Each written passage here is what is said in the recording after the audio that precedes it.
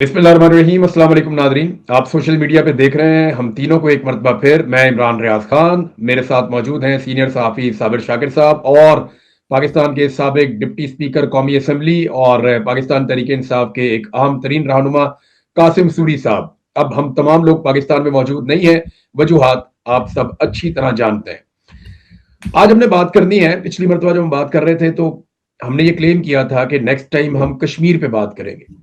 तो कश्मीर की सिचुएशन काफी डेवलप हुई है, उसमें बहुत सारी चीजें हैं जो आपके साथ शेयर करनी है।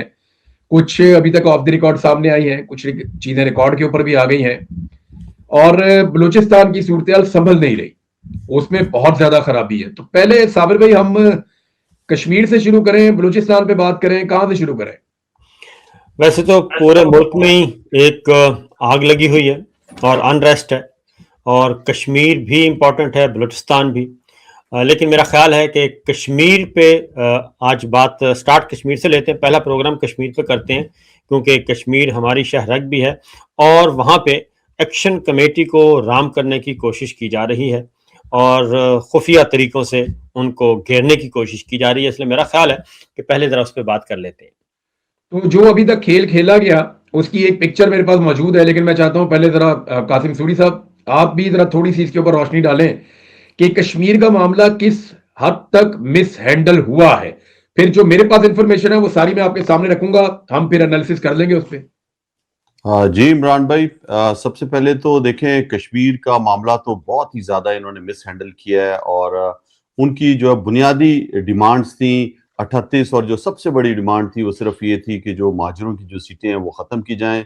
लेकिन हमें पता है कि डंडे का जोर चल रहा है, आसिम ला है, और जिस तरह उधर मिस यूज़ किया गया हमारी जितनी भी फोर्सेस थी, और उन्होंने जो निशाना बनाया, और जो आज तक 5 जून से सरापा एहतजाज बनी हुई है पूरी आज़ाद कश्मीर, और वहाँ पे शटर डाउन भी है, और वहाँ पे जो है नेट भी काम नहीं कर रहा, मोबाइल सर्विस बंद है, और इलेक्शन का ऐलान किया हुआ है। तो ये बड़ा अहम है, और मैं समझता हूँ कि अब जो सिचुएशन बनी हुई है वो सिर्फ और सिर्फ ये है कि क्रेडिट कौन ले ले, कौन इनकी बात। तो मेरा तो यही है कि कोई भी क्रेडिट ले ले, लेकिन इनके मसले हल होने चाहिए। और कश्मीर जो एक हसास इलाका है, वहां पे जो इन्होंने ये सब कुछ किया नहीं होना चाहिए था। आजाद कश्मीर में और उन लोगों से भी जो मुज़ाकरात के अंदर अपना रोल प्ले कर रहे हैं, और उन लोगों से भी जो बैकडोर चैनल्स में मौजूद हैं और वो राब्ते में है। मैं खुद क्योंकि मकबूजा कश्मीर से मेरे फोर फादर्स का ताल्लुक था, तो कुछ इंफॉर्मेशन मुझे मिल जाती है। एक तो मैं आपको यह बताऊं कि राब्ते बाकायदा हुए हैं, पाकिस्तान पीपल्स पार्टी के लोग भी गए थे मिलने के लिए, और उनके जाने के पीछे जो मेन मकसद है वो ये चाहते हैं कि उनकी साख थोड़ी सी बहाल हो जाए आजाद कश्मीर में। प्रैक्टिकली पाकिस्तान पीपल्स पार्टी के पास कुछ नहीं था। ये ज्वाइंट अवामी एक्शन कमेटी ने उनसे मुलाकात जरूर की है, लेकिन पीपल्स पार्टी के पास मैंडेट नहीं था। बिलावल ने यह कहना शुरू कर दिया कि जी 12 नशिस्तों वाला मामला मुझे भी गलत लगता है, मैं भी उसको ठीक नहीं समझता, लेकिन उसको ठीक करने का यह तरीका नहीं है जिस तरीके पे आप चल रहे हैं। तो बिलावल भी घुंगलुओं से मट्टी जरूर झाड़ रहे हैं, लेकिन वो ये जानते हैं कि कश्मीरियों का दिल क्या कहता है और कश्मीरियों की डिमांड क्या है, ये उनको आइडिया हो गया। अब उन्होंने अपने को 5-6 जलसे अनाउंस कर दिए, और ये मेरे सामने उनका शेड्यूल भी मौजूद है। इन जलसों के बारे में मैंने इंफॉर्मेशन इकट्ठी की कि बिलावल ये जलसे कैसे करेंगे। तो उन्होंने कहा ये कंट्रोल इन्वायरमेंट में जलसे होने जा रहे हैं। कुछ बंदे आजाद कश्मीर में बिलावल के साथ गए हैं, जिनको पहुंचाया गया वहां पे, और ये बिलावल के अपने साथी उनके साथ मौजूद रहेंगे, और मकामी सतह पे बिल्कुल थोड़े थोड़े लोग इकट्ठे करके जिनके बारे में पूरा कॉन्फिडेंस है, और सिक्योरिटी के हसार के अंदर उनके ये जलसे करवाए जाएंगे, ताकि एक तासुर कायम किया जाए कि जैसे पीपल्स पार्टी एक बड़ी जमात के तौर पे आजाद कश्मीर में मौजूद है, और फिर बिलावल को वहां पे हुकूमत बनाकर दी जाए। एक तो ये कहानी है। तो ये जो पीपल्स पार्टी लेकर गई ना उनके सामने कुछ ऑफर्स, उनके अंदर कोई चीज भी कंक्रीट नहीं थी, उनके पास देने के लिए कुछ नहीं था। फिर ज्वाइंट अवामी एक्शन कमेटी से ओवरसीज पाकिस्तानियों में से कुछ लोगों ने राब्ता किया, उन्होंने कहा जी कि आप आर्मी चीफ को खत लिख दें। उन्होंने खत लिख दिया। जब उन्होंने खत लिखा आर्मी चीफ को और उसमें अपनी डिमांड और वो चीजें और सूरत बताई, तो फिर उनको कहा गया जनाब कि अब हम आ गए हैं। वो कमर साहब आगे आ गए, उन्होंने कहा जी कि अब हम आ गए हैं। और ज्वाइंट अवामी एक्शन कमेटी को यह बताया गया कि ये आसिम मुनीर साहब की जानिब से जवाब लेकर आए, और ये आपका मामला जो है उसको हल करेंगे। تو آپ الیکشن کا بائیکاٹ نہ کریں, آپ لانگ مارچ جو ہے اس کو ملتوی کر دیں, آپ یہاں پہ بیٹھے رہیں, آپ کا سارا معاملہ بڑے اچھے طریقے سے حل ہو جائے گا. تو جوائنٹ عوامی ایکشن کمیٹی نے عقل مندی یہ کی کہ انہوں نے, اب عقل مندی کہیں یا بیوقوفی کہیں جو بھی کریں, انہوں نے وہ پبلک کر دیا کہ جناب ہم نے فیلڈ مارشل کو خط لکھا تھا تو ہمیں واپس اس طرح سے جواب آیا اور یہ بندہ بیچ میں. بعد میں جناب وہ صاحب بھی مکر گئے اور شاہ صاحب نے کہا جناب میں تو نہیں ہوں بیچ میں, یا فیلڈ مارشل نے تو مجھے نہیں کہا. دوسرا, ملٹری اسٹیبلشمنٹ نے اپنے کچھ صحافی جو ان کے قریبی ہیں انہیں یہ پیغام بھجوا دیا کہ فیلڈ مارشل عاصم منیر نے نہ کوئی جواب بھیجا ہے, نہ کوئی خط موصول کیا ہے, اور نہ وہ اس معاملے کے اندر انہوں نے کوئی پوزیشن لی ہے, نہ کوئی احکامات جاری کیے ہیں. تو وہ سچویشن وہیں کھڑی ہے. لیکن جو انفارمیشن ایک جوائنٹ عوامی ایکشن کمیٹی کی جانب سے آتی ہے وہ یہ ہے کہ 6 سیٹوں پہ انہیں کہا جا رہا ہے کہ 6 سیٹیں ہم ختم کر دیتے ہیں اور 6 سیٹیں جو ہیں وہ موجود رہیں گی, اور وہ جو 6 سیٹیں موجود رہیں گی وہ بھی الیکشن کے بعد ہم ان کو ختم کر دیں گے اور سب سے پہلے ان کے اوپر کام کریں گے. آپ جو الیکشن ہے اس کو ہونے دیں, اس کا بائیکاٹ نہیں ہونا چاہیے. تو یہ سارا ایک کھیل ان کو بتایا گیا جناب آپ یہ چیزیں کریں. اب آج سے 2 دن پہلے, یعنی یہ میں آپ کو بات بتا رہا ہوں 14 تاریخ کی, 14 تاریخ کو جو لڑائی ہوئی ہے نا آزاد کشمیر میں جس میں 8 جوان شہید ہوئے تھے, اس لڑائی میں سیکورٹی فورسز کے لوگ بھی شہید ہوئے ہیں. یہ دونوں طرف لوگ شہید ہوئے تھے اور یہ لڑائی بڑی خوفناک ہوئی تھی. یعنی یہ لڑائی اس لیول پہ ہوئی تھی کہ باقاعدہ مساجد کے اندر اعلان کروانا پڑا کہ جناب یہاں پہ زخمی موجود ہیں اور ہم کسی سے لڑنا نہیں چاہتے, ہم آپ کے بھائی ہیں, ہمیں رستہ دیا جائے, ہم یہاں سے جانا چاہتے ہیں. تو اس کے بعد کچھ بزرگ بیٹھے اور کچھ سینئر لوگ بیٹھے اور انہوں نے رستہ نکالا, اور جو سیکورٹی فورسز کے لوگ جو گھیرے میں آ گئے تھے ان کو وہاں سے نکالا ہے. یہ بڑی خوفناک سچویشن 14 تاریخ کو کریٹ ہو گئی تھی. 15 تاریخ کو مذاکرات ہوتے رہے, سارا دن ہمارے پاس خبریں آتی رہیں, اور 16 تاریخ کا اختتام ہوتے ہوتے ہمیں اب یہ پتا چلا ہے کہ آزاد کشمیر کے لوگ وہیں کھڑے ہیں جہاں وہ پہلے دن کھڑے تھے. لیکن جو میڈیشن کروانے والے بیچ میں لوگ ہیں جو کہتے ہیں جی ہم ثالثی کر رہے ہیں, انہوں نے وقت مانگا ہوا 21 اور 22 تاریخ تک کا کہ جناب اتنا وقت آپ ہمیں دے دیں, اس کے بعد بے شک آپ اپنا لانگ مارچ کیجئے گا. تو صابر بھائی اب یہ ہے ساری سٹوری جو ڈائریکٹلی میرے تک معلومات پہنچی, میں نے آپ دونوں کے سامنے رکھ دی. آپ کے خیال میں اس میں نیک نیتی شامل ہے, اور کیا یہ مسئلہ مذاکرات کے ساتھ, مذاکرات ہی ہونے نا اینڈ آف دا ڈے, تو آج کیا یہ مسئلہ ان مذاکرات سے حل ہو سکتا ہے, اور کیا کوئی ایسی صورت ہے کہ یہ الیکشن آگے جائیں یا یہ الیکشن ہو جائیں؟ تو اگر یہ الیکشن اس ماحول میں ہو جاتے ہیں تو ان الیکشنوں کی ساکھ کیا ہوگی؟ پہلی بات تو یہ کہ انسان اپنے اعمال سے پہچانا جاتا ہے, اور اگر ہم ماضی قریب کے اعمال دیکھ لیں ہمارے حکمرانوں کے, عسکری حکمرانوں کے خاص طور پہ, تو اس میں تو ان کی یہ اسٹریٹجی رہی ہے کہ ایک طرف یہ ڈائلاگ شروع کر دیتے ہیں اور دوسری طرف فورس کو تیار کرتے ہیں. یہ 9 مئی کو بعد جب اکتوبر 25 میں بھی یہی ہوا, اس کے بعد پھر نومبر میں بھی یہی ہوا. ایک طرف آپ مذاکرات کر رہے تھے, جیل کے دروازے کھولے جا رہے تھے, بات چیت چل رہی تھی, ٹائم طے ہو رہا تھا, شیڈول طے ہو رہا تھا, اور بیرسٹر گوہر یہاں تک کے گئے, ان کی ملاقات کروائی گئی. لیکن دوسری جانب فورس جو ہے اس وقت وہ مختلف جو ہائی رائز بلڈنگز ہیں وہاں پہ چڑھ رہی تھی, اور الٹیمیٹلی یہی ہوا کہ گولی چلی. اکتوبر میں بھی چلی, نومبر میں بھی چلی, اور یہی کام پھر اب مرید کے میں بھی یہی اسٹریٹجی رہی کہ مذاکراتی ٹیمیں 2 مذاکراتی ٹیمیں گئیں اور دونوں کو بٹھا لیا گیا اور ادھر آپریشن لانچ کر دیا گیا. اب آتے ہیں کشمیر میں. کشمیر میں بھی بدقسمتی سے یہی ہو رہا ہے, اور یہ تو نہتے تھے اور آرام سے آ کے بیٹھے تھے, اور پہلے ایک آپریشن کیا گیا راولا کوٹ میں اور پھر ہاسپٹل میں. وہ ہمارے سامنے ہیں, بہت ہی خوفناک اور ہولناک قسم کی فوٹیجز ہیں.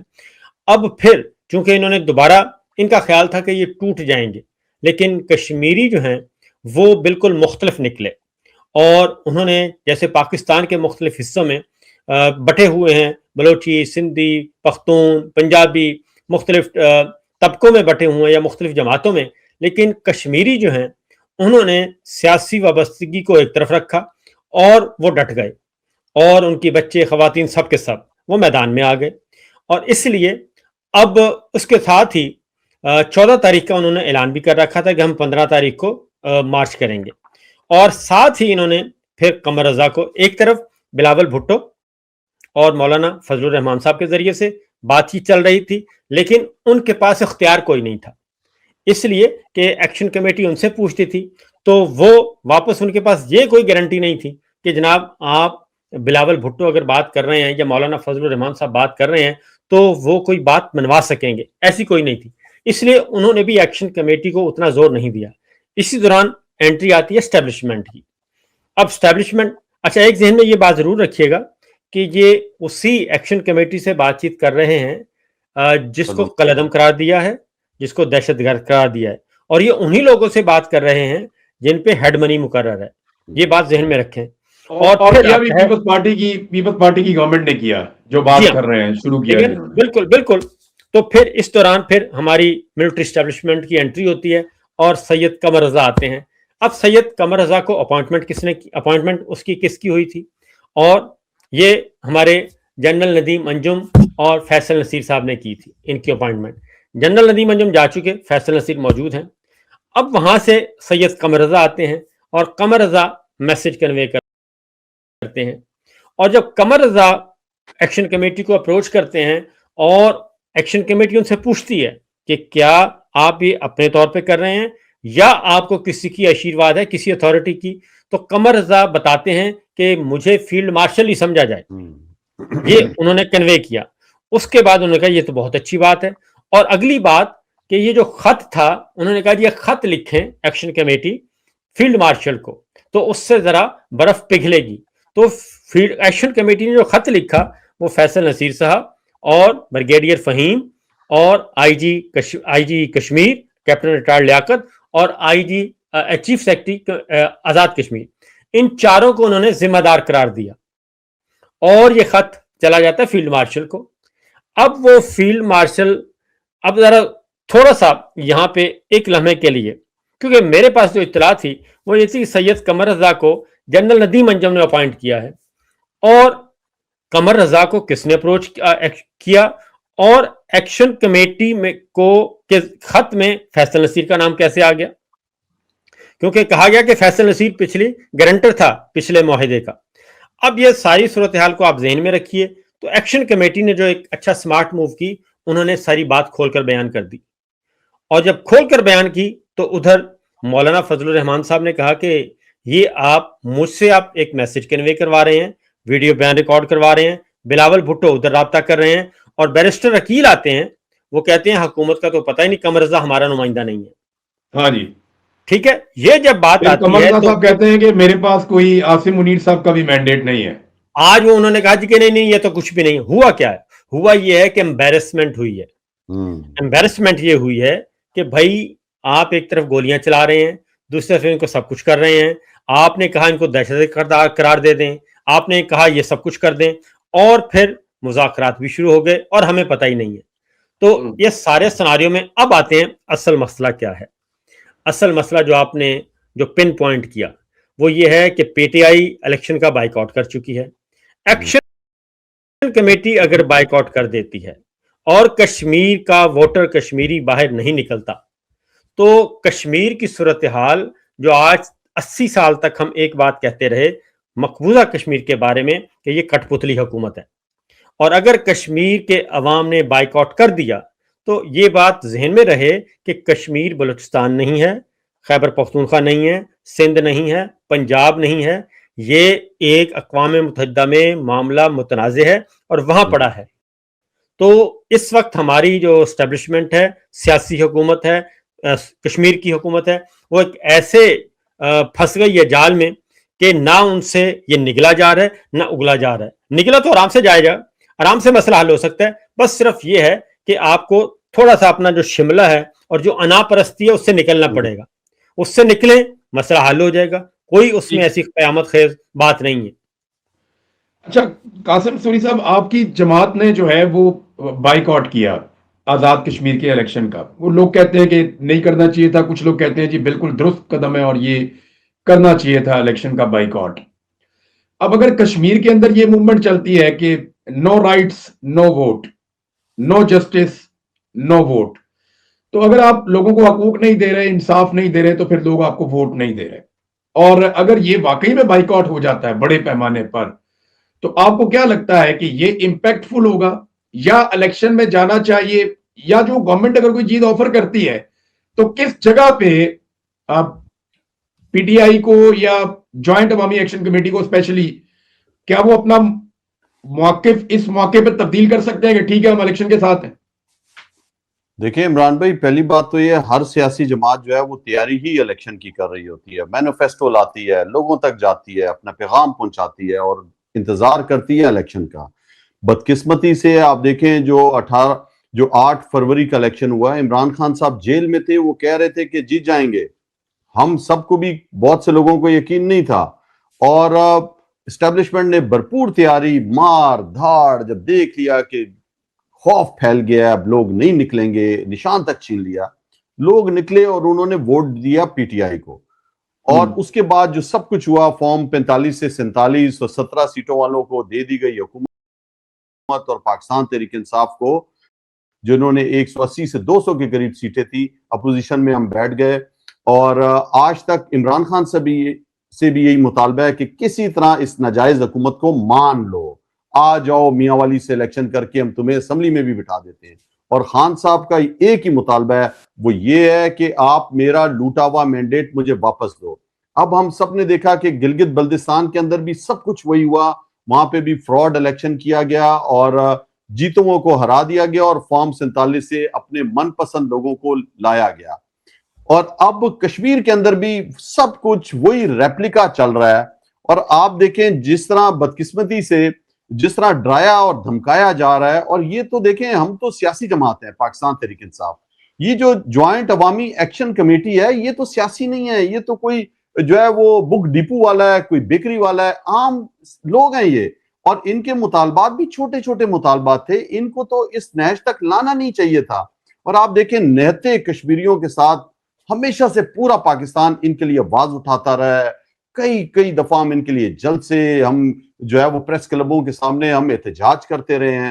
اور جس طرح ابھی صابر شاکر صاحب نے بتایا کہ ہم ہمیشہ سے مقبوضہ جموں کشمیر میں جو حکومت بنتی تھی اس کو کٹ پتلی حکومت کہتے تھے، ہمیں ایک دم دماغ میں کٹ پتلی حکومت آ جاتا ہے۔ تو آیا کیا یہ پھر یہاں پہ کٹ پتلی حکومت بننے جا رہی ہے؟ اور الیکشن کس طرح ہو سکتا ہے؟ پورا کشمیر جو ہے وہاں پہ انٹرنیٹ بند ہے، فون سروس بند ہے، 5 جون سے سراپا احتجاج ہے، وہاں پہ ٹریفک نہیں ہے، وہاں پہ تاجروں نے ہڑتال کی ہوئی ہے، ٹرانسپورٹروں نے ہڑتال کی ہوئی ہے، آپ ادویات تک نہیں چھوڑ رہے، خوراک کے ٹرک تک واپس آ رہے ہیں، لوگوں کو مارا گیا ہے۔ اور جو سب سے برا کیا ہے ہم بلوچستان کے لوگوں سے تو شروع دن سے ہو گیا تھا 1948 سے کہ آپ غدار ہو، آپ دہشت گرد ہو، آپ ملک دشمن ہو۔ تو آپ نے ان نہتے جو پاکستان کے لیے ہمیشہ سے نعرہ لگاتے تھے کہ کشمیر بن کے رہے گا پاکستان، آپ نے ان کو بھی غدار کر دیا۔ وہی ریپلیکا، وہی فلم کہ آپ غدار ہو، آپ دہشت گرد ہو، ملک دشمن ہو، کرنسی نکل گئی ہندوستان کی، اور آپ نے جو ہے کالا دم تنظیم قرار دے دیا۔ جوائنٹ عوامی ایکشن کمیٹی کوئی رجسٹرڈ تنظیم بھی نہیں تھی۔ تو پھر آپ دیکھ لیں سپلٹ اینڈ لٹ، تھوک کے چاٹنا۔ اب آپ مذاکرات کرتے ہو، سید قمر شاہ جو اپنے آپ کو پہلے اسٹیبلشمنٹ کا آرمی چیف کا نمائندہ بولتا ہے، جب وہ اس کے کہنے پر یہ سب کچھ کر دیتے ہیں اور اپیل بھی کر دیتے ہیں آرمی چیف سے سب کچھ، پھر کہتے ہیں نہیں جی یہ تو نہیں ہوگا۔ مولانا فضل الرحمان کو بھی انہوں نے مینڈیٹ دیا، انہوں نے کہا ہم بات چیت پہ یقین رکھتے ہیں، ہمارے مطالبات مانو، ہم جو ہے وہ پرامن شہری ہیں، اور یہ ہم پہ جو تم نے تہمتیں لگائی ہیں، جو کیسز بنائے ہوئے ہیں، جو ہیڈ منی تم نے رکھ دی ہے، اس کو ختم کرو۔ اب درمیان میں جو ہے وہ آپ دیکھیں مولانا کے بعد اب آگے ہیں جی بلاول زرداری۔ تو کسی نے بھی یہ لینا چاہتی ہے اگر اپنی طرف سے کہ جی مینڈیٹ ہمیں مل جائے کہ ہم نے بات چیت کرائی، خدا کے لیے عوام کو پتا ہے کہ کیا حیثیت ہے۔ میں قاسم بھائی دیکھیں، میں جاننا یہ چاہتا ہوں کہ کیا آپ کو لگتا ہے کہ ابھی کوئی ایسا سلوشن کہ یہ جو 27 تاریخ والے الیکشنز ہیں ان کی ساکھ بن جائے؟ آپ کو لگتا ہے کہ اس وقت کوئی کچھ ایسا ہو سکتا ہے اگلے 24-48 گھنٹوں میں کہ 27 تاریخ والے الیکشن جو ہیں ان کی کوئی ساکھ بن جائے؟ جو حالات ہیں نا، کمپین تو ہو نہیں سکتی، آپ نے دیکھا کوئی کمپین نہیں ہو رہی، اور پاکستان تحریک انصاف نے تو پارلیمانی بورڈ بھی بنایا، ٹکٹیں بھی دی، اس کے بعد فیصلہ کیا ہے کہ پورا سراپا احتجاج ہے کشمیر، ان حالات میں کشمیر میں فری اینڈ فیئر الیکشن ہو ہی نہیں سکتے۔ تو اس وجہ سے ہم نے تو بائیکاٹ کر دیا۔ اور جو جوائنٹ عوامی ایکشن کمیٹی ہے دیکھیں وہ تو مذاکرات تک جا رہی ہے, وہاں پہ تو کوئی اس طرح کا سینیریو نہیں لگ رہا کہ وہاں پہ آپ الیکشن کی کوئی فضا ہو. الیکشن میں آپ کو پتا ہے کہ کینڈیڈیٹ جو ہے وہ ووٹ مانگ رہے ہوتے ہیں, جلد سے جلوس شروع ہو چکے ہوتے ہیں, تو اس طرح کی تو کوئی صورتحال نہیں ہے. اور اتنی جلدی الیکشن والا ماحول ہی نہیں ہے. صابر بھائی کچھ کہنا چاہ رہے تو الیکشن نہیں ہو سکتے. اچھا جی بھائی, نون لیگ کو پتا چل چکا ہے کہ ہم کشمیر سے جا چکے ہیں, گلگت بلتستان وہ تو جا چکے ہیں. میں آپ کو مریم صاحبہ کا ایک شارٹ سنواتا ہوں, چھوٹا سا, وہ ذرا سن لیں, اس کے بعد پھر میں آپ کو بتاتا ہوں کھیل کیا چل رہا ہے. مریم نواز صاحبہ نے عارف والا میں ایک عوامی جلسے میں کشمیر الیکشن کی کمپین کی ہے, اور عارف والا کہاں پہ ہے؟ وہ ہے بالکل بہاول نگر کے پاس اور کشمیر سے سینکڑوں میل دور. کیا کہتی ہیں مریم صاحبہ, اور سنیے ذرا. مسلم لیگ نون کو ووٹ دیں تاکہ, اور مسلم لیگ نون کو ووٹ دیں کہ مجھے وہاں پہ حکومت بنانے میں انٹرسٹ نہیں ہے. میں یہ چاہتی ہوں کہ جو کام پنجاب میں ہو رہے وہی کام آزاد جموں کشمیر میں بھی ہو. تو وہ کہتے ہیں جو پنجاب والوں کے ساتھ ہوئی ہے, توبہ توبہ توبہ توبہ توبہ توبہ, جس طرح جو ہے وہ. تو یہ ہے مریم صاحبہ کہتی یعنی اب اس کا مطلب ہے ادھر بھی ٹک ٹاک ہی بنیں گے. ہاں, وہ کہتی ہیں ہمیں حکومت کی ضرورت نہیں ہے, حکومت بنانے کی ہمیں ضرورت نہیں ہے, اور وہی ہو جو پنجاب میں ہو. اس کے دو تین مطلب ہے نا, کہ بھائی فارم 47 جیسے پنجاب میں دیا ویسے دے دو, ٹھیک ہے, وہ آسان کام ہے, یا پھر جو پنجاب میں ہم کر رہے ہیں پھر ہم وہی کریں گے. ایک بات, اب بلاول صاحب جو ہیں ان کو یہ حاصل ہے, وہ آج کل آپ کو پتہ بہت لاڈلے ہیں. وہ بلاول کا تو یہ ہے نا کہ سنیا ہو جن گلیاں تے وچ مرزا یار پھرے. نہیں, انہوں نے یہ جو زرداری فیملی ہے نا, اس کو اکیلے الیکشن لڑنے کی عادت پڑ گئی ہے. جیسے انہوں نے آصفہ کو الیکشن لڑایا اکیلے بلا مقابلہ, زرداری کو بلا, اب یہ مقابلے کے بغیر ہی لڑتے ہیں, کیونکہ یہ مقابلہ جہاں کرتے ہیں یہ آخری نمبر پہ آتے ہیں. تو انہوں نے اب یہ طریقہ بنا لیا ہے کہ مقابلہ کرو ہی نہ, سب کو اٹھاؤ اور اکیلے الیکشن لڑو.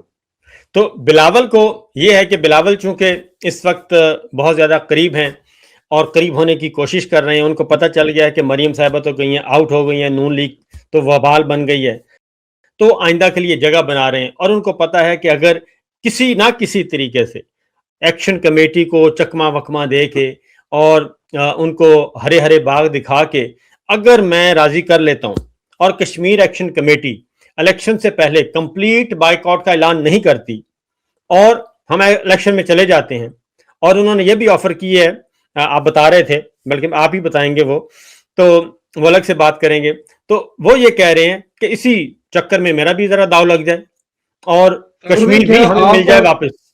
کیا آپ اور قاسم بھائی یہ جاننا چاہیں گے کہ مریم نواز جی اگر آپشن نمبر 1 تھی تو اب کیوں نہیں ہے؟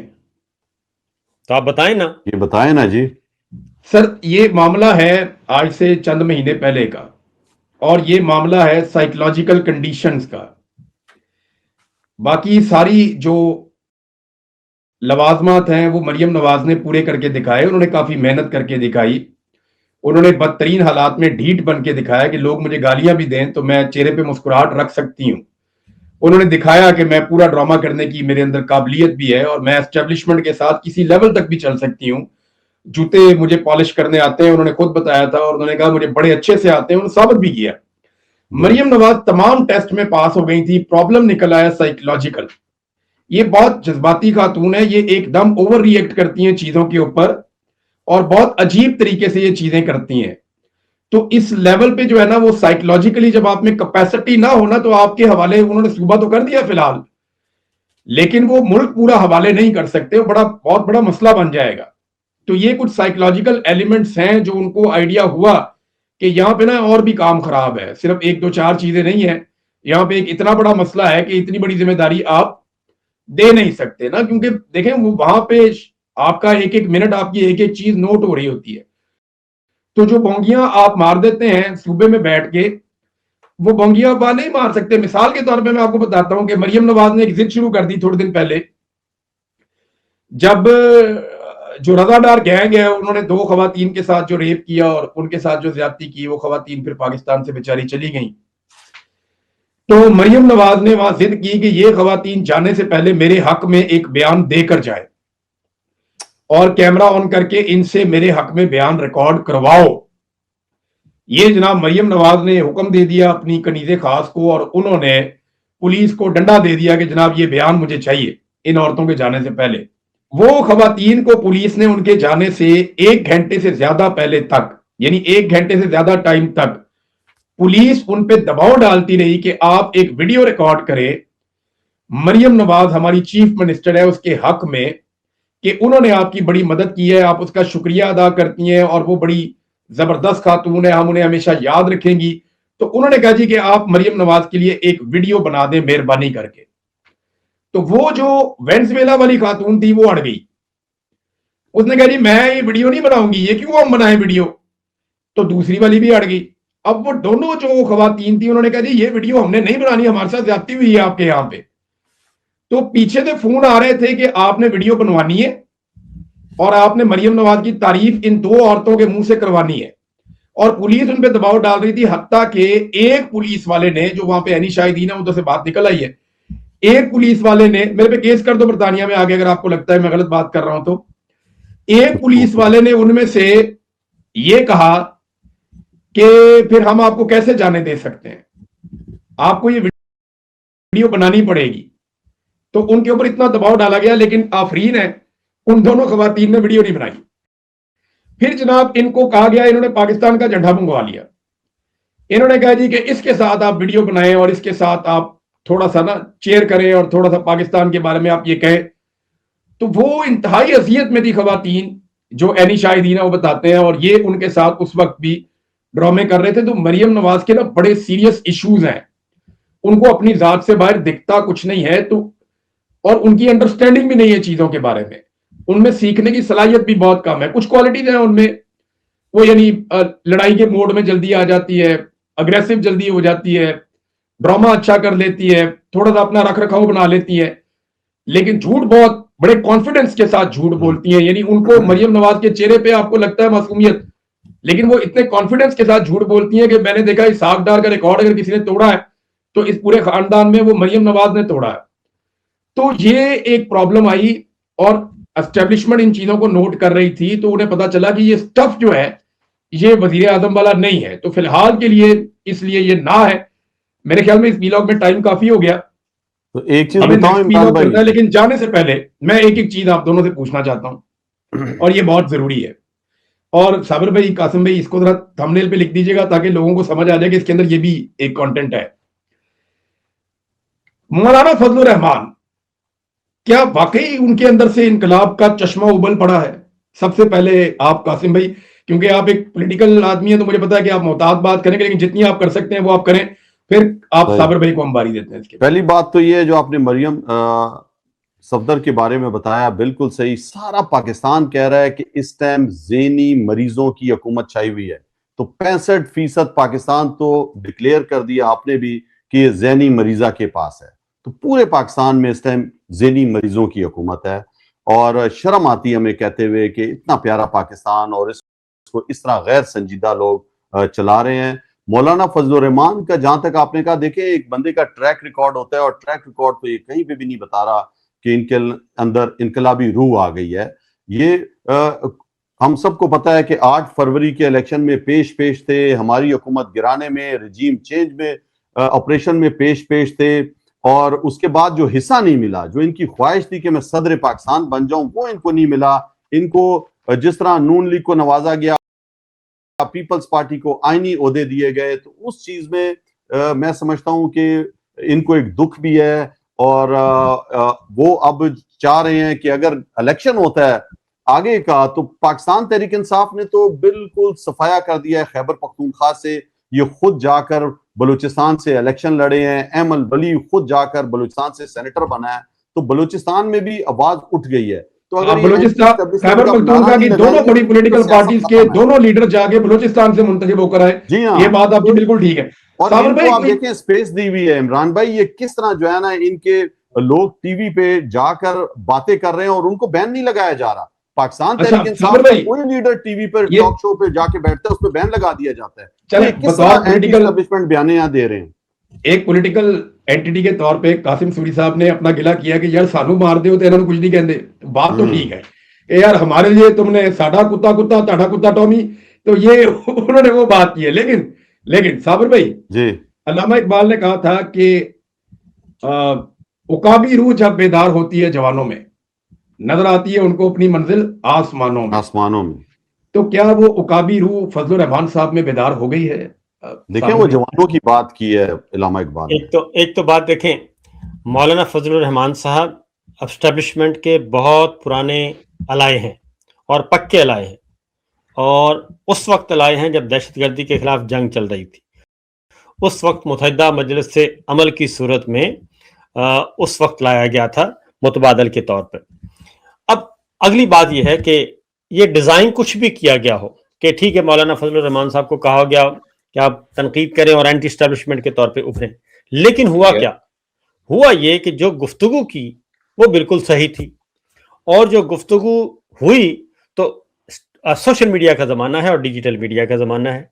सोशल मीडिया ने और डिजिटल मीडिया ने जो शऊर उनके जहन में है, उन्होंने सारा कच्चा छटा खोल के बयान कर दिया।